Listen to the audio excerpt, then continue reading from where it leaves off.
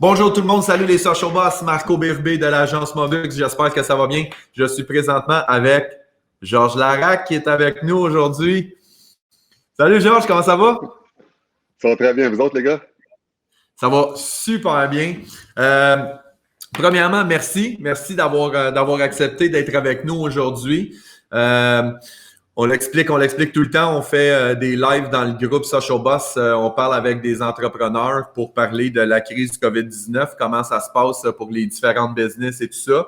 Là, je suis allé la semaine passée, j'ai passé beaucoup entrepreneurial. Cette semaine, je vais beaucoup avec mon cœur. Je suis un grand sportif, sportif de salon, on s'entend. C'est pour ça que j'aime bien ça être avec Georges. Et on a eu Hassan Camara parce que je suis un fan de soccer puis je suis un fan de hockey. Et là, j'ai envoyé un message à Georges. J'ai dit, hey Georges, groupe d'entrepreneurs, on donne des trucs, des conseils sur l'entrepreneuriat. Ça te tente-tu de venir? Sa réponse a été, ben certain, c'est sûr, ça me tente. Dis-moi quand. Ben c'est maintenant.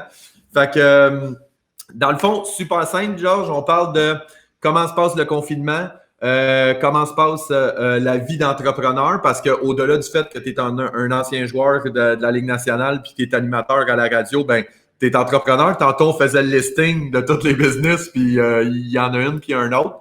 Fait que, on commence par le début. Comment tu as vécu le début de la crise, donc mi-mars? Quels ont été les impacts sur tous tes aspects? Fait que je suis à l'écoute. Mais pour commencer, un des plus gros impacts qu'il y a eu, bien entendu, c'était à la radio. Pour ceux qui le savaient, j'ai une émission à tous les jours de la semaine, de 10 à midi au 91.9. Et en date du 27 mars, c'était ma dernière émission de radio parce que ce qui est arrivé, c'est que quand la pandémie est arrivée, il y a tellement de commanditaires qui ont arrêté de donner de l'argent à la radio en commandite. Ben, pas en commandite, mais ils ont arrêté de donner de l'argent à la radio comme publicité parce que leur business était fermé. Si leur business est fermé, pourquoi tu vas donner de la pub à la radio? Puis il y a tellement de business qui ont fermé que finalement, la radio a dû faire beaucoup, beaucoup de coupures. Puis mon émission ainsi que d'autres émissions, ont dû être coupées pour essayer de rester en vie parce qu'il y a moins de revenus qui sont arrivés comme ça à la radio. Donc, pour moi, du côté de la radio, c'est un impact direct que mon émission a été temporairement suspendue jusqu'à la prise des activités de sport que, bien entendu, on ne sait pas c'est quand. Puis une autre de mes business aussi qui a été beaucoup d'impact là-dessus aussi, c'est les conférences. Parce que depuis que j'ai écrit mon livre, mon autobiographie en 2011, j'étais un conférencier quand même assez très demandé à travers la planète. Je fais des conférences, que ce soit sur la motivation, végétalisme, le racisme, le sport, plein de choses. Et là, maintenant, mais quand ça s'est arrivé, il y a plein de conférences que j'ai dû canceller. Pas moi qui j'ai dû canceller, mais qui m'ont appelé pour me canceller. Puis que j'ai compris, bien entendu, c'était très normal parce que là, je ne peux plus voyager pour aller donner des conférences ailleurs. Donc, dans tous les business que j'ai, c'est vraiment ces deux facettes-là qui ont le plus gros impact jusqu'à maintenant de ce qui s'est passé à cause de cette pandémie-là. Ben, c'est sûr, tu sais, je veux dire, je me souviens que tu faisais souvent une émission qui était en direct d'un concessionnaire automobile. Je veux dire, à partir du moment que les concessionnaires ferment, devient assez difficile de faire l'émission. Moi, ça a été, on en parlait la semaine passée. On a eu Steph Charbonneau du Rockwell qui disait que lui, c'était c'est sa routine. Il écoutait 91.9 à tous les jours de 8 heures le matin jusqu'à 5 heures le soir. Puis là, il dit tabarnouche, je suis quasiment en train d'écouter des reprises parce qu'il n'y a plus rien. Puis nous autres, moi, encore une fois, c'est purement personnel. J'étais super content que la radio de sport revienne. Mais tu sais, la radio, c'est toujours un peu précaire. Fait que, tu sais, de voir que oui, les commanditaires qui débarquent et tout ça, c'est quelque chose qui est triste. Conférences, formations, même chose pour moi. Moi, j'avais, tu sais, pas au même niveau, mais je donnais des conférences, des formations qui étaient prévues. Puis, ironiquement, mois de mars et avril, c'était mes plus gros mois de formation. J'en avais booké pratiquement toutes les semaines. Et là, ça a tombé comme des mouches, tac, tac, tac, tac, tac, tac, tac. Puis là, je veux dire, il n'y en a plus. Cependant, moi, je recommence à booker beaucoup de conférences en ligne. Donc, je commence à faire beaucoup de conférences en ligne. Toi, est-ce que tu as vu un switch vers le virtuel ou tout est statu quo parce que peut-être que c'est devant des foules qui sont plus importantes ou quoi que ce soit? As-tu un virage virtuel qui s'est fait là-dessus? Mais sais-tu quoi? Il y a des gens qui ont commencé à me demander si ça m'intéressait de faire ça, mais ça ne m'intéresse pas. C'est sûr que si je n'avais pas tous les autres business qu'on parlera tantôt à gérer, à m'occuper, je te dirais, OK, si j'ai rien d'autre à faire, je le ferais. Mhm. Mais j'aime pas ça faire des conférences virtuelles. Je comprends. Pour moi, c'est pas le même impact que parler en personne, les voir devant toi. Moi, je suis un people person. Tu sais, les gens sont devant toi, tu parles, tu connectes avec eux, tu les vois dans les yeux, tu regardes la foule, tu regardes l'énergie de la foule, comment elle va. Des fois, ma conférence, elle peut changer d'un côté d'une direction si je sens l'énergie, comment elle est. Il faut que je sois là, c'est pas le même impact. Puis je le sais, quand je suis dans une salle, là, c'est comme, t'es le chef d'orchestre, tu parles, là, puis tu sens les gens, là, leur énergie, puis après ça, tu déploies ton énergie à la foule. Puis en ligne, tu sais, je comprends qu'avec la pandémie, il y a plein de belles solutions comme ça qu'on peut faire, que les gens vont dire c'est mieux que rien. Mais pour moi, de la façon que je le fais, euh, je me dévaluerais de le faire comme ça Je parce comprends. que j'aime mieux que les gens aient l'expérience de moi en personne devant eux que le faire en ligne parce que ça ne sera jamais le même impact.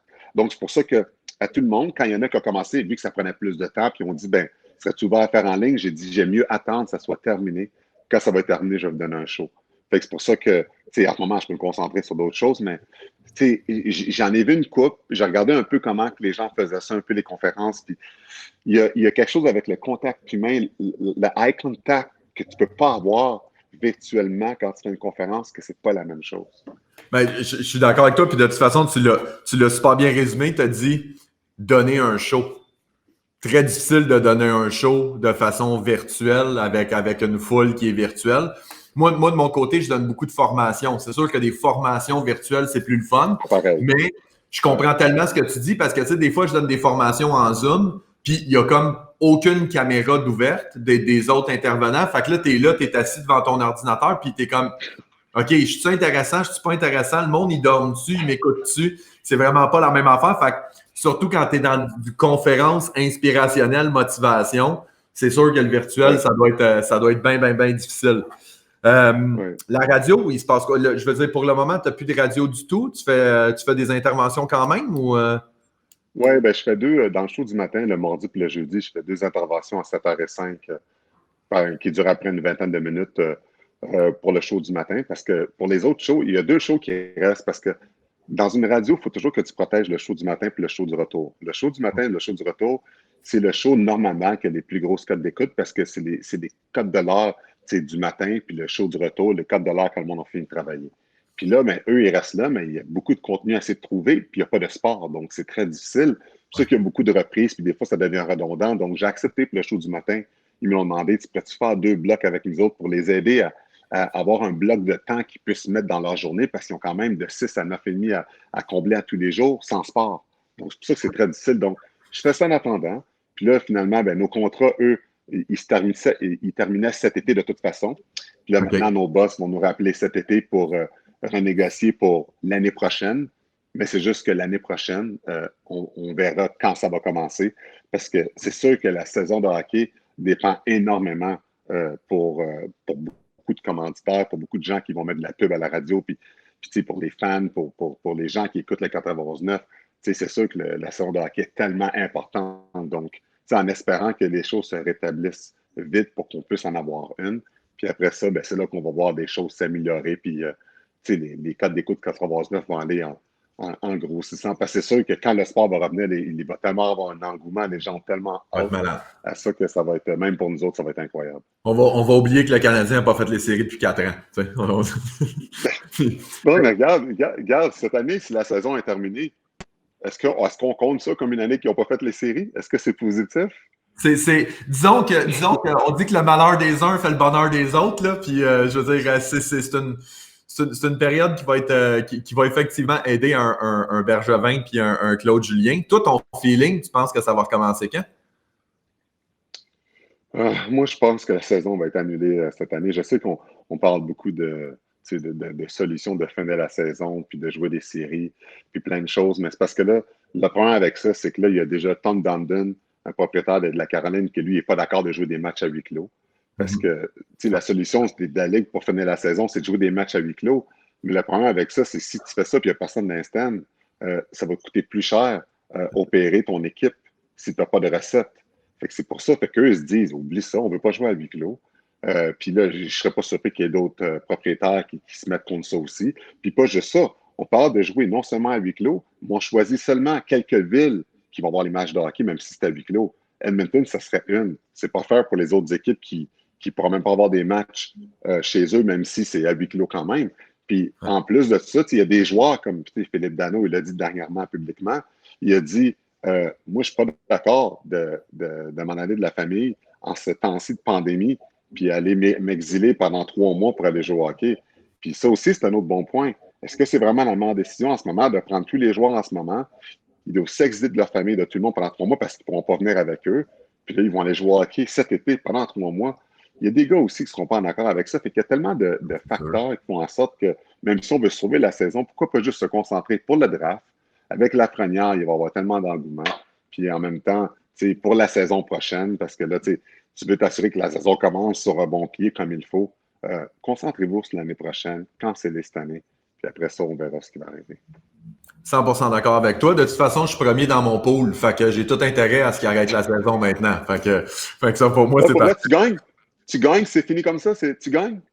Ben, moi, c'est ce que je pense. Si le pool est fini, si la saison est finie, je veux dire, j'étais premier en date de fin.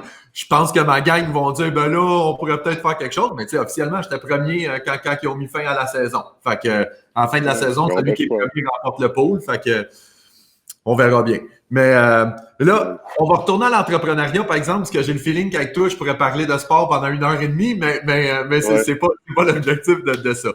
Là, on a fait le breakdown de la carrière de conférencier, qui est un entrepreneur en soi parce que c'est des revenus, puis c'est de la planif et tout ça. Ensuite de ça, on a ta carrière de chroniqueur ou d'animateur radio plutôt. Et là, tu as d'autres business. Tu peux, je te laisse dans le désordre, commence à parler de tes business dans l'ordre que tu veux, puis de dire l'impact de ce qu'il y a eu sur chacune de ces business-là et qu'est-ce que vous avez mis en place pour pouvoir pallier à tout ça. OK, bien, j'ai commencé avec ma compagnie Oraki. C'est une compagnie qui font du linge pour femmes à base de bouteilles de plastique recyclées. Donc, tu sais, chaque pantalon de extra small à XXXL, il y en a même qui me font, ça varie entre 8 bouteilles de plastique à 20 bouteilles de plastique chaque.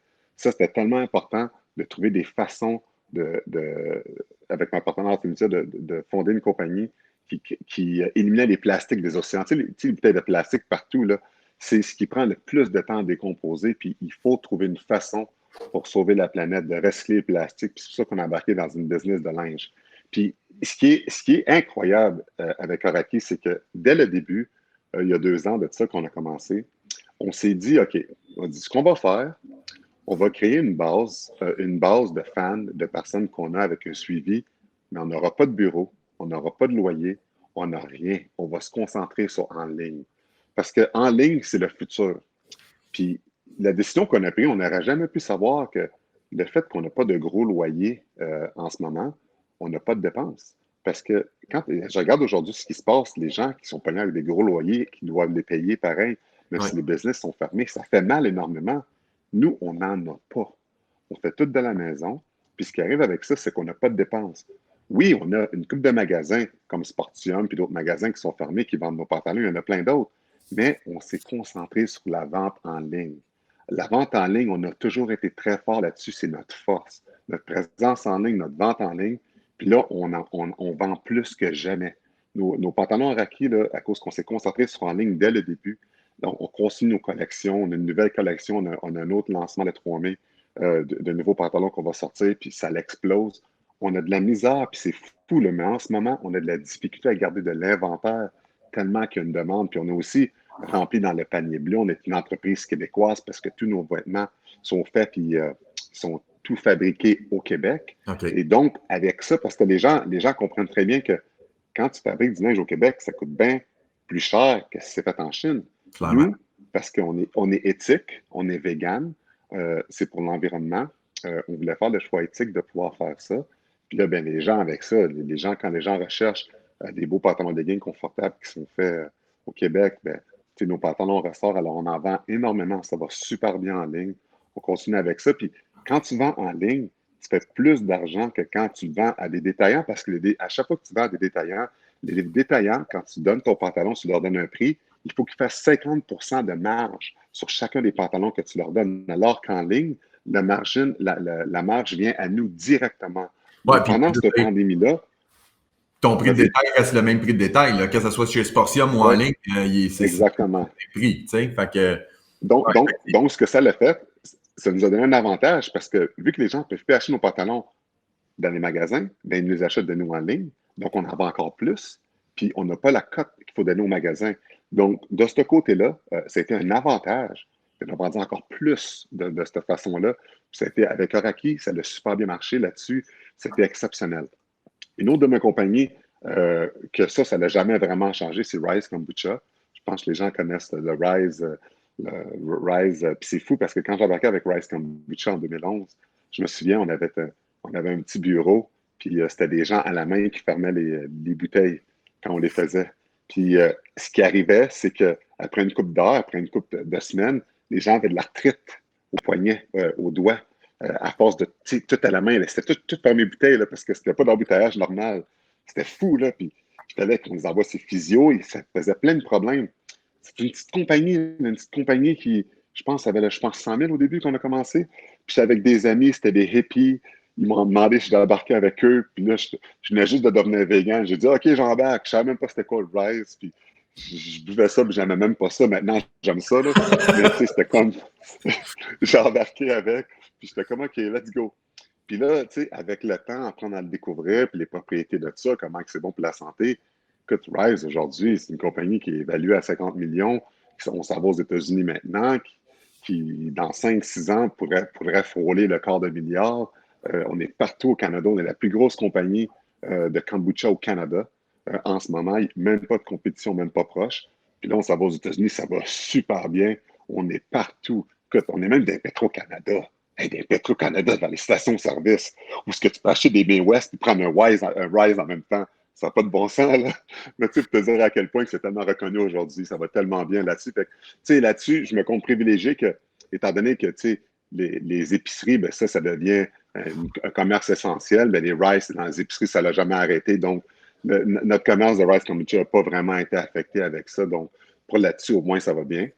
J'ai aussi un magasin, puis ça peut être surprendre beaucoup de personnes, mais j'ai un magasin de cartes sportives. Tu sais, on vend des cartes de hockey, des cartes de soccer, des cartes de football, de tous les sports. Puis on en achète beaucoup aussi. Tu sais, tout le monde à la maison a des collections des fois qui ne savent pas, ça veut-tu quelque chose? Les gens viennent nous voir, ils viennent à mon magasin, puis ils achètent des cartes, ils vendent leurs cartes. Ou des fois, les gens m'appellent, puis je vais chez eux évaluer leurs cartes, j'achète leurs cartes.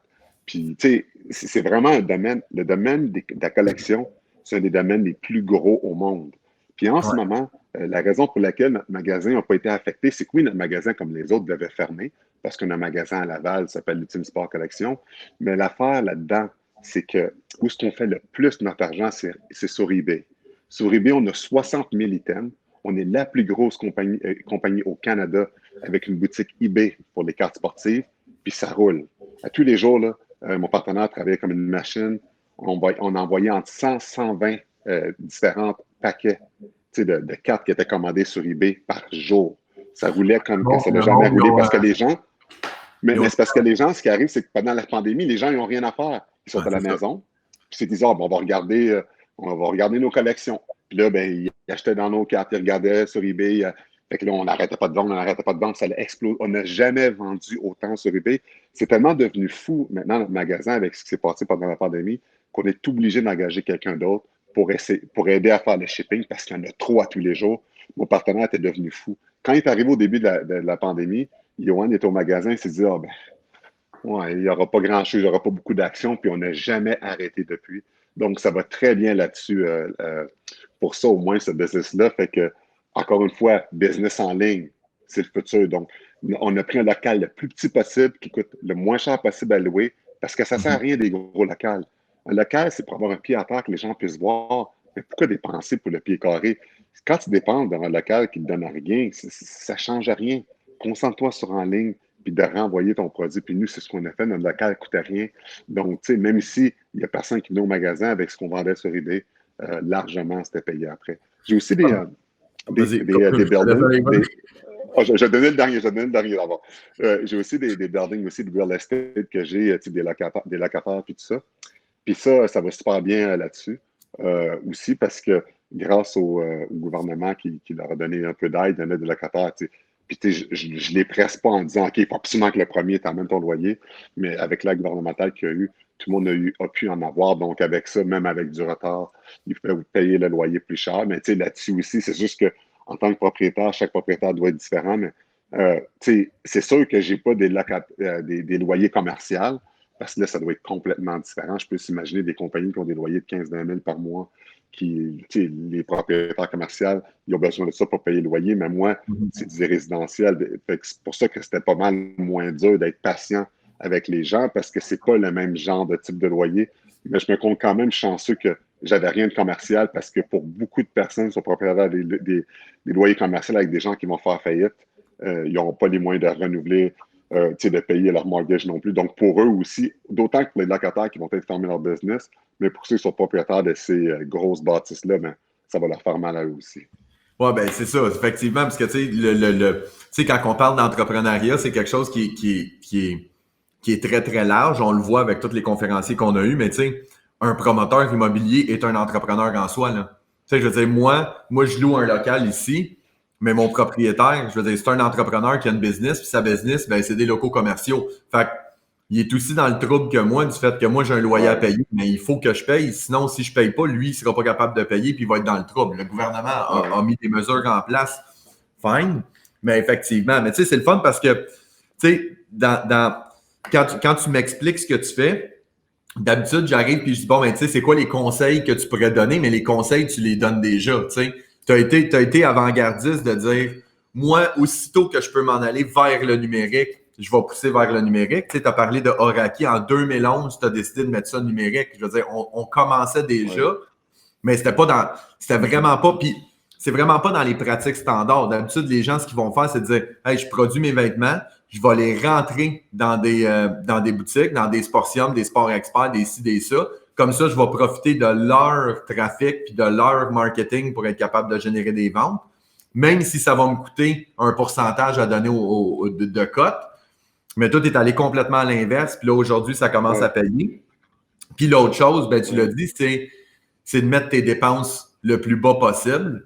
Parce que plus ton loyer est gros, plus tu es engagé, puis plus tu es ben, tu sais, c'est parce que aussi, c'est un servicieux. Plus tu as un gros local, ben, normalement, plus ça te prend de matériel, plus ça te prend de matériel, plus ça te prend de staff pour gérer ce local-là. Fait que là, tu te ramasses avec une ballonne qui est super importante. Si tu avais eu le quadruple d'espace pour ton Ultimate Sport Collection, ben, tu aurais peut-être eu 3 employés de plus pour être capable de gérer cette gang-là. Puis là, tu te ramasses avec un espèce de piège, si tu veux. Mais tu. Non, mais c'est parce que, regarde, mais tu as raison là-dessus. Le commerce du linge, je regardais ça beaucoup, OK? Il y a des, tu sais, comme Lululemon et d'autres gros magasins comme ça qui sont connus, qui sont un peu partout. C'est pas tous les magasins qui sont rentables, là, quand tu regardes ça. Il y en a plein qui sont pas rentables. Ils sont juste là pour avoir une présence. Mais quand tu regardes le loyer, ce qui se paye ou ce qui sont placés, combien d'employés, comment ils sont, c'est pas rentable. Mais c'est parce qu'en gros, la compagnie fait tellement d'argent, ça ne dérange pas d'en perdre dans certains endroits. Mais pourquoi avoir cette mentalité-là? Pourquoi dire, moi, je suis assez gros que ça ne me dérange pas dans tel endroit perdre de l'argent pour la visibilité, mais je vais en faire plus ailleurs? Moi, ce que je dis, c'est, sais-tu quoi? Non, oublie ça. Je ne me mets pas dans une position de perdre là parce que je gagne autant là, puis ça ne me dérange pas. Ça ne marche pas de même, la business. La business, c'est de se mettre dans une situation que tu es toujours gagnant, que tu ne perds jamais. Puis, tu sais, ce qui est arrivé aujourd'hui, là, avec la pandémie, ça va changer à jamais le niveau du retail. À jamais les gens sont conscients maintenant que maintenant la superficie qu'il y avait pour le magasin, là, c'est trop grand pour rien. La majorité des magasins au Québec, là, c'est trop grand pour rien. Les gens voient toujours trop grand. C'est trop grand, il y a plein de place, c'est énorme, il y a du stock partout. Des fois, il y a tellement de stock que des fois, la moitié du magasin, elle est dédiée à de la liquidation parce qu'il y a trop de stock, il y a tellement de place. Ouais. Je ne sais pas, mais si tu rentres dans un magasin, la moitié du stock, c'est liquidation qui est là, ben, pourquoi que tu mets ça sur le terrain comme ça? Pourquoi que c'est comme ça? C'est ça que tu veux montrer? Puis les gens se retrouvent-ils du côté de la liquidation, ils ne vont pas du côté des affaires neuves.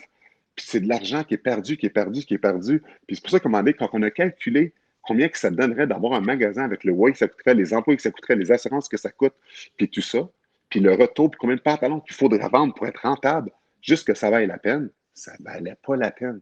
Puis dans la majeure partie du temps, ça ne vaut pas la peine. Puis c'est surtout, tout dépendant où ce que tu es, les centres d'achat, ça coûte cher. Puis aujourd'hui, ben, ce qu'on a décidé en 2011, ben, ça porte très fruit. Parce que là, je regarde les loyers que les compagnies continuent de payer. Puis pas juste ça. Là. Quand les centres d'achat vont être ouverts, je ne sais pas quand, il y a combien de business qui vont être fermés? Puis les centres d'achat, est-ce qu'ils vont être achalandés comme avant? Puis pas juste ça. Les gens qui sont habitués d'acheter en ligne, est-ce qu'ils vont aller dans les centres d'achat acheter? Les gens vont garder une habitude qu'ils ont eue aujourd'hui, puis ils vont continuer d'acheter en ligne. Puis là, le retail va faire encore plus mal parce que ceux qui vont dire enfin, mes magasins rouvrent, puis là, j'ai 6 mois de loyer à rattraper, ils ne pourront pas. Ils ne seront pas capables parce qu'avec les intérêts et tout, les gens qui vont continuer d'acheter en ligne n'iront pas dans les centres d'achat acheter assez pour que tu sois capable de retrouver tes pertes. Puis là, ce qui va arriver, bien, les gens vont perdre ces compagnies-là. Puis là, les gens qui sont riches vont pouvoir les prendre à bas prix.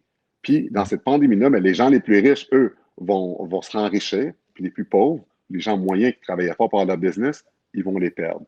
Puis c'est pour ça que maintenant, je pense que pour tout le monde qui nous écoute aujourd'hui, il faut vraiment plus se concentrer sur le retail, sur le en ligne, sensibiliser les gens là-dessus, couper vos loyers, rapetissez vos business. Si c'est des loyers, vous avez absolument besoin d'un parce que comme ça, vous vivez. Vous n'avez pas besoin de tout cet espace-là parce qu'on paye pour le pied carré.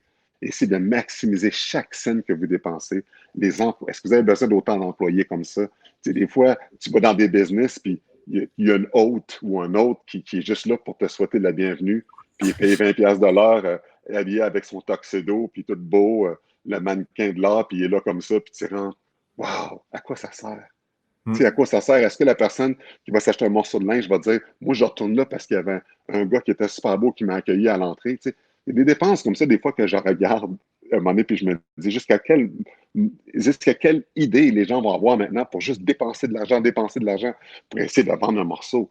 À un moment donné, tu vas avoir un local qui est beau, mais il faut que tu sois effectif aussi de la façon que tu veux dépenser. Ah, c'est clair, puis c'est drôle parce qu'en étant entrepreneur, c'est ça que tu fais souvent. Tu rentres dans une boutique, puis là, tu t'en analyses, tu fais comme OK, il y a combien de pieds carrés ici, ça doit coûter combien de loyer, puis il y a combien de staff, tout le kit. Puis là, ceci Ouais. explique cela. Puis c'est drôle parce que, la question que moi j'avais, c'est quand j'avais regardé tes produits Oraki, c'est des produits québécois, c'est des produits qui sont faits avec des bouteilles de plastique, donc du produit recyclé, c'est des produits qui sont véganes. Mais moi, quand tu me dis ça, je vois le prix, là, puis à chaque fois que je rajoute un élément, c'est comme québécois, fait à partir de matières recyclées, vegan. Pour moi, c'est plus cher, plus cher, plus cher. Puis, il y a un enjeu. J'avais la discussion avec un autre entrepreneur il n'y a pas si longtemps où est-ce que il voulait acheter des masques pour des masques avec son logo et tout. Il dit, je vais acheter des masques pour pouvoir les vendre à ma clientèle, mais il dit, si je les achète au Québec, ils me reviennent avec le prix et tout le kit. Il faut que je les vende 25$ plus taxes.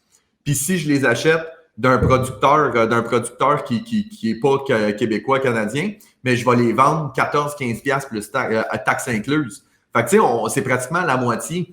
Le défi qu'on a beaucoup dans l'achat local, c'est qu'à un moment donné aussi, tu as le dollar, tout simplement, de dire, tu sais, il y a du monde qui sont au chômage, il y a du monde qui ont perdu leur job. Oui, je vais acheter des pantalons québécois, mais si le pantalon, il est 100$, puis je peux en avoir sur Amazon à 25$, ben c'est difficile. Cependant, quand tu tombes en ligne, puis qu'au lieu d'avoir à payer une cote à un détaillant, ben, tu peux peut-être même te permettre éventuellement de vendre ton produit moins cher que tu le vendrais en magasin, puis de faire plus de profit pareil parce qu'il n'y a pas d'intermédiaire. Fait que, tu sais, le en ligne, à mon sens, va aider énormément à l'achat local parce que tu as moins de dépenses, donc tu peux te permettre de faire un coût de production qui va être plus bas, donc un prix de vente qui va être plus bas.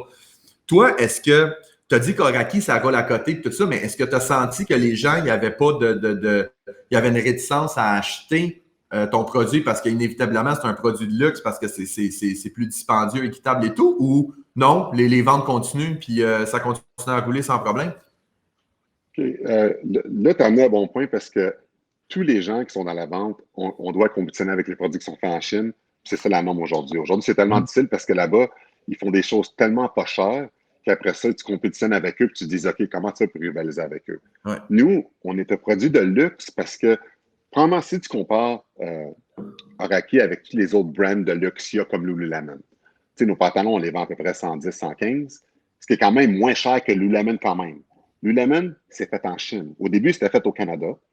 Là, tout le monde achetait Lululemon. Fait qu'ils ont grossi, on grossi, on grossi.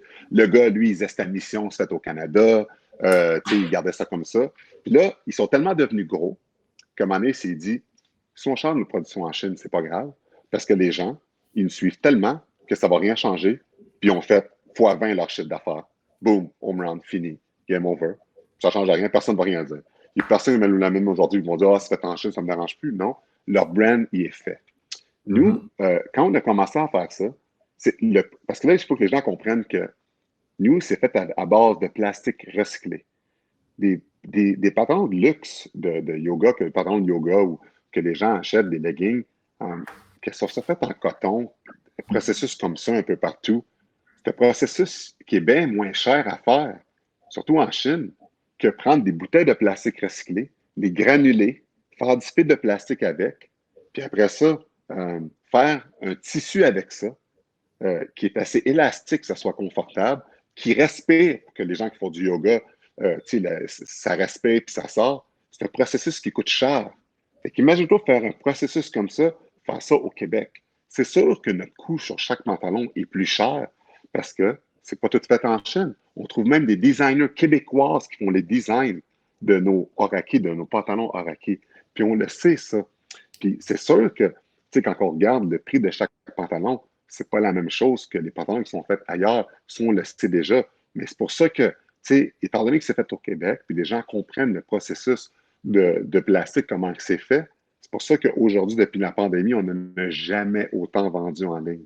Parce que là, c'est comme avec le panier bleu. En plus, les gens veulent supporter en plus les entreprises québécoises, s'intéressent plus. Parce que là, on se dit que maintenant, pour s'entraider avec ce qui se passe avec la pandémie, c'est d'acheter local. On est local, on est ici. Donc, c'est pour ça qu'en ce moment, ça va super bien. Puis on a toutes nos ambassadrices en plus locales qui sont là, avec tous les gens qui sont là avec nous aujourd'hui. Puis la confiance des gens, puis à chaque fois qu'on a une collection qui sort, puis là, on a nos costumes de bain en plus qui vont sortir bientôt à base de plastique recyclé aussi, notre nouvelle collection. Donc, tout ça fait en sorte que le fait que ce soit local, que ce soit en plastique, c'est comme, même si les gens ne sont pas nécessairement véganes, ils savent qu'en achetant du linge à base de plastique, ils font leur partie pour améliorer l'environnement. Donc, c'est leur part que, si tu achètes éthiquement, ben c'est en bout de ligne, tu fais quelque chose pour l'environnement pour l'améliorer.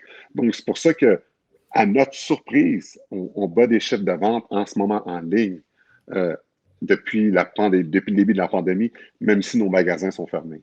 Ouais, puis quand t'es pris à la maison, pas moi, personne, mais tu sais, les femmes pris à la maison, mettre des pantalons de yoga, c'est assez confortable. Fait que, je veux dire, la mode fit avec le style de vêtements que tu vends. Mais aussi, c'est pas juste ça, c'est parce que c'est aussi le fait qu'en ce moment, tout le monde fait des vidéos en ligne pendant qu'ils s'entraînent.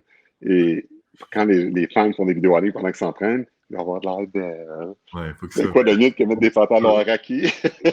Ah, mes cheveux, comment t'as mes cheveux à la mini vanille comme ça?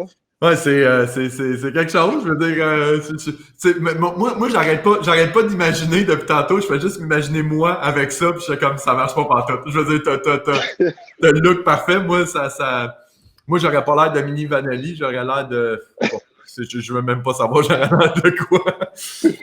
Comment? Mais question qui va avec ça, c'est bien beau. Tu dis, on a décidé d'aller en ligne tout le kit. Fait que ça veut dire que toi, dans le fond là. Quand tu parles oui, toi, t'es porte-parole parce que tu es une personnalité connue, tout le kit, tu as dit que tu as des ambassadeurs, mais je veux dire, ta pub est médias sociaux exclusivement. Tu travailles énormément les médias sociaux, inévitablement, si tu es juste sur le numérique? Oui, tout le temps, les réseaux sociaux, tout le temps. Ma partenaire avec Oraki, elle est tout le temps, à tous les jours, elle met des super belles photos. Elle est toujours présente là-dessus. C'est une designer de mode, donc on en met beaucoup. Puis moi, les réseaux sociaux, là-dessus, avec Twitter, je pense que j'ai 230 000 personnes, Facebook 80 000. Donc, avec ça, j'utilise beaucoup Twitter plus, mais là-dessus, c'est la pub à faire en ligne tout le temps, constamment. Les gens sont de plus en plus en ligne, donc c'est de partager nos collections, des choses comme ça qu'on met constamment. Puis de cette façon-là, les gens sont en ligne, les gens regardent toujours un nouveau modèle qui arrive, un lancement qui arrive. Donc, non, c'est super important. Les gens sont rendus des réseaux sociaux maintenant beaucoup. Puis on utilise ça. Toutes les business que j'utilise ces plateformes-là pour leur donner de la pub.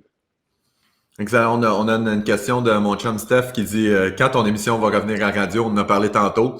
Tant que le sport revient pas, on le sait pas. Puis quand le sport va revenir, on va avoir plus d'éléments pour être capable de savoir quand est-ce que tu vas revenir. On va espérer que ça va être plus tôt que tard. comment tu appréhendes la suite? Je veux dire, là, les écoles vont ouvrir dans 2 semaines. On va commencer à rouvrir les commerces. Comment tu vois la suite des choses, Georges? Ben, moi, OK. Moi, l'affaire là-dedans, c'est que, tu sais, la seule solution miracle qui va arriver, qui va tout régler, c'est un vaccin. Mais l'affaire avec le vaccin, c'est que ça va prendre encore 1 an avant qu'il y en ait un. Puis tu ne peux pas demander aux gens de rester en confinement pendant 1 an, parce que si on fait ça, ce qui va arriver, c'est que l'économie, quand ça va repartir, l'économie va être encore pire que la pandémie en ce moment, là, ce qui se passe. Puis pensez à ça, là, ce que je dis en ce moment. Là. Aussi difficile les temps on a en ce moment avec les gens qui périssent, puis de ce qui se passe, les gens qui sont malades, si on ne trouve pas une façon de repartir l'économie, quand la pandémie va être terminée et qu'on va repartir l'économie, surtout si on reste confiné encore plus longtemps, à cause de l'économie, de ce qui va se passer dans notre société, ça va être pire que ce qu'on vit en ce moment. Pire. On parle de business qui va fermer, on parle de suicide, on parle de plein de choses négatives qui vont arriver. L'économie va être détruite. Ça va prendre des années à reprendre. Puis ça, l'impact de ça, ce que ça peut faire, je ne veux même pas en parler parce que c'est très dangereux. On sait que l'économie, c'est ce qui fait rouler la planète. La loi du plus fort, puis ça, puis je ne veux même pas aller là. C'est pour ça que le gouvernement n'a pas le choix de commencer à ouvrir drastiquement, tranquillement un peu les business pour que les gens recommencent à retrouver un train de vie. Puis oui, à cause de ça, il va y avoir d'autres décès, il va y avoir d'autres personnes malades. Il y a des gens qui vont falloir qu'ils restent en confinement pour essayer de ne pas être infectés parce que c'est des personnes plus à risque. Il y a des parents qui ne vont pas laisser leur enfant aller à l'école parce que c'est des personnes à risque, puis ils vont avoir peur que les enfants leur pognent puis qu'ils leur donnent. Ça, c'est sûr qu'il y a des situations comme ça qui vont arriver. Mais à un moment donné, le gouvernement n'a pas le choix de réouvrir les business parce que tu vas faire quoi? L'aide gouvernementale, ils ne peuvent pas le faire éternellement. Les dettes qui s'accumulent avec ça. On va repayer au final. Là. Je veux dire, moi, c'est des discussions que j'ai avec les gens. Quand les gens disent le gouvernement, il nous donne de l'argent. Il ne donne rien, le gouvernement. Là. L'argent qu'ils donnent, c'est de l'argent qu'ils vont venir rechercher à quelque part. Là. Fait que plus il en donne, plus il va y avoir des hausses d'impôts, plus il va y avoir des augmentations de la TPS puis de la TVQ. Puis je veux dire, c'est sûr. Puis tu sais, je lisais un article de Mario Dumont il n'y a pas si longtemps. Puis il disait que juste avec les 1 mois, 2 mois de pandémie qu'on a eu, plus la réouverture partielle, lui, il estime qu'on peut facilement avoir un taux de chômage de 15 % à la reprise au mois de septembre. Mais tu sais, un taux de chômage de 15 % on n'a pas vu ça depuis des années. Puis tu sais, ça va avoir un impact qui va être assez important pareil. Fait que moi tu sais, tantôt, c'est drôle parce que c'était l'objectif de l'entrevue d'aujourd'hui. Tu as parlé beaucoup de tes business, tout ça. Moi, de mon côté, ben, la business continue de rouler parce qu'on est dans les médias sociaux, on est dans le numérique, et là, il y a plein d'entreprises qui ont besoin d'aide, encore plus avec le programme des formations subventionnées. Mais nous autres, on est vraiment là-dedans. Il y a de plus en plus d'entreprises. Excuse, je fais des parenthèses, mais il y a 2 choses que les gens y ont réalisé beaucoup dans les 6 dernières semaines. La première chose qu'ils ont réalisé, c'est le numérique, c'est hyper important. Ça, c'est quelque chose de clair, net et précis. Et la deuxième chose qu'ils ont réalisé, c'est je pense que ça vaut la peine d'encourager les entreprises locales. Ça, c'est les 2 constats là, qui a été inévitable. Puis nous, ben, on est une entreprise locale, on aide les entreprises locales, puis on est 100% dans le numérique. Fait que moi, l'économie, je veux dire, moi, je le vois que ça continue de rouler, puis tout le kit. Puis ce que je vois, c'est, puis tu l'as super bien résumé, dans les prochaines semaines, dans les prochains mois, il y a des gens qui avaient un bail commercial qui renouvelleront pas parce qu'ils disent, regarde, on prendra pas 5000 pieds carrés comme on avait. On va se prendre 1000 pieds carrés, puis l'argent qu'on va économiser, on va le mettre sur un commerce en ligne.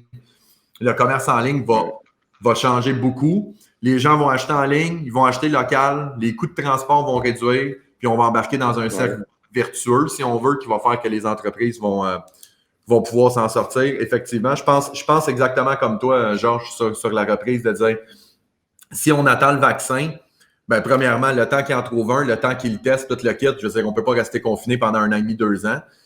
Puis effectivement, que l'économie peut être le dommage collatéral hyper grave qui peut suivre au confinement. Si vous avez des questions, guys, c'est le temps. Il me reste 3 petites questions à poser à Georges et ensuite de ça, on laisse vaquer à toutes ses occupations parce que de toute évidence, il y a un horaire occupé.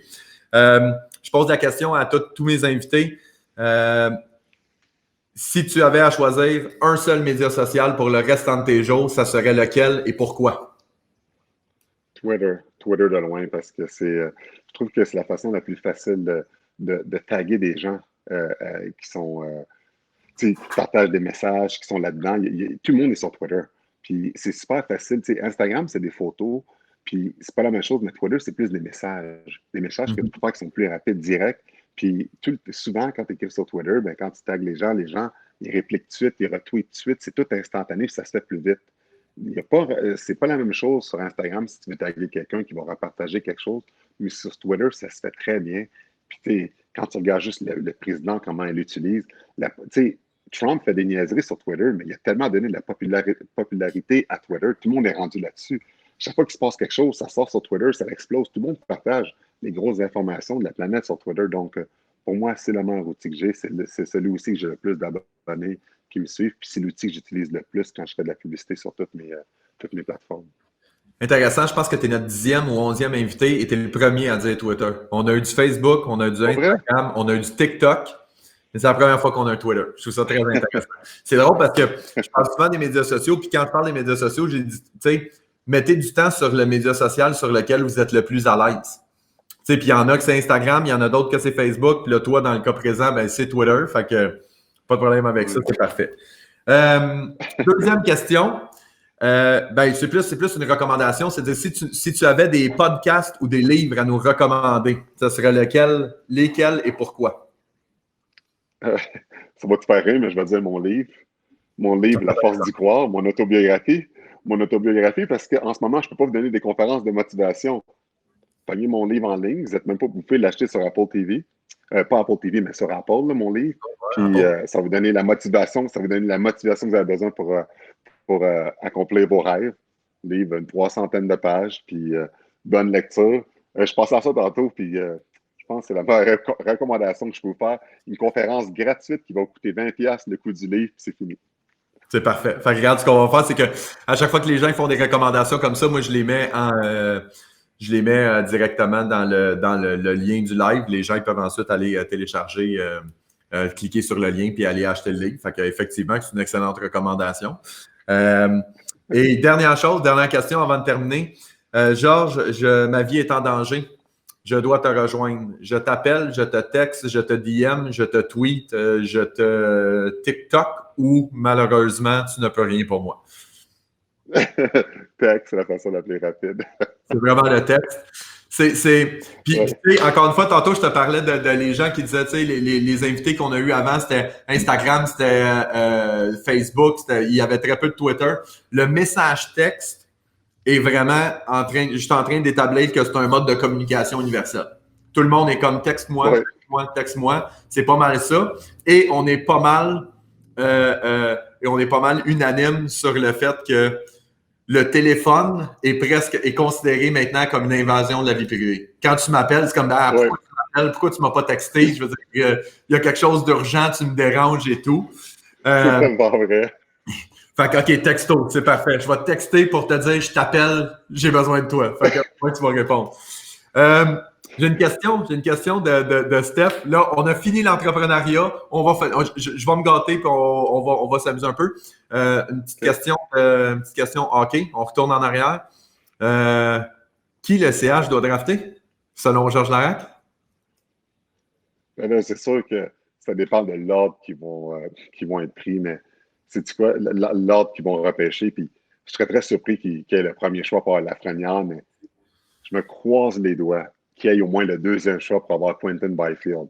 Okay. S'ils ont ça aussi, c'est un home run, mais il faudrait qu'ils repêchent deuxième. Ils ont été chanceux dans le repêchage de Kotkaniemi de repêcher troisième, même s'ils n'ont pas pris le bon gars, mais en espérant que s'ils pognent le deuxième choix cette année, Byfield, puis ça va aider le Canadien. OK, ben là, moi, je vais poser la question. Qui était le bon gars à drafter, Georges, au lieu de... De loin, Brady Tkachuk. De loin. Quand on a repêché Kotkaniemi, là, tout le monde, il y en a plein qui le disaient. plein qui me disaient pourquoi on n'a pas pris Tkachuk. C'est un power forward que le Canadien, ça faisait longtemps qu'il n'y avait pas eu. Le gars, il est rapide, il est gros, 6 pieds 4, 220. Puis qu'est-ce qui est arrivé? Après une année, il est allé au match des étoiles quand Kotkaniemi a joué à Laval. Tout le monde le disait. Puis même Quinn Hughes, le défenseur Quinn Hughes à Vancouver, les gens disaient on aurait dû le prendre avant Kotkaniemi. Mais non, on avait Captain Weber, pas besoin de Quinn Hughes. Puis là, Kotkaniemi joue avec le Rocket. Ça résume bien. Je pense que j'ai Steph puis mon autre chum, on a un groupe de textos justement où est-ce qu'on se parle de hockey et tout le kit. Puis on était pas mal unanime. Surtout mon chum JS, là, lui, il voit Tkachuk dans sa soupe tout le temps. Puis il disait tout le temps, hey, t'imagines-tu Suzuki avec Tkachuk pour les 10-12 prochaines années, ça serait le rêve total. Mais que veux-tu? Ils ont choisi autrement. Fait que prédiction de Georges, Quinton Byfield, si on repêche deuxième, troisième. Sinon. Ça serait écœurant. Si les Canadiens ont le deuxième show total, ça aiderait énormément. Sinon, j'ai aucune idée qu'est-ce que. Écoute, ils sont tellement imprévisibles quand ils repêchent. Ils commettent tellement d'erreurs que. Écoute, je pourrais te dire qu'ils vont pêcher premier, ils ne prendraient même pas la Lafrenière. C'est déjà cher, là. Mais ouais, je comprends. On va dire qu'ils ont tellement fait d'erreurs dans le passé qu'ils ont beaucoup de pression. Ils ont beaucoup de choix cette année, là, mais ils ont beaucoup de pression sur le repêchage de cette année. C'est plate, c'est ironique parce que le COVID a eu un impact sur le repêchage pour nous autres. Je parlais de mon chum Steph et Jean-Seb. À toutes les années, on écoute le repêchage ensemble. Tout le temps. Et cette année, on s'était dit, on y va. Il est à Montréal, on y va. Au lieu de l'écouter à la télé, on va l'écouter. Mais là, de toute évidence, on ne l'aura pas. Georges, merci énormément d'avoir pris le temps. Super gentil, super intéressant. Je suis content qu'on ait eu l'occasion de voir ton côté entrepreneur, que je veux dire, de toute évidence, tes affaires vont bien et tu roules bien. Merci beaucoup pour ton temps. Puis, encore une fois, côté très personnel, j'espère t'entendre à la radio très bientôt. Fait que, merci, Georges. Merci, les gars. Puis merci, puis continuez d'aider les business locales. C'est un super bon projet de votre côté. Absolument. Merci beaucoup, Georges. Bye tout le monde. Merci.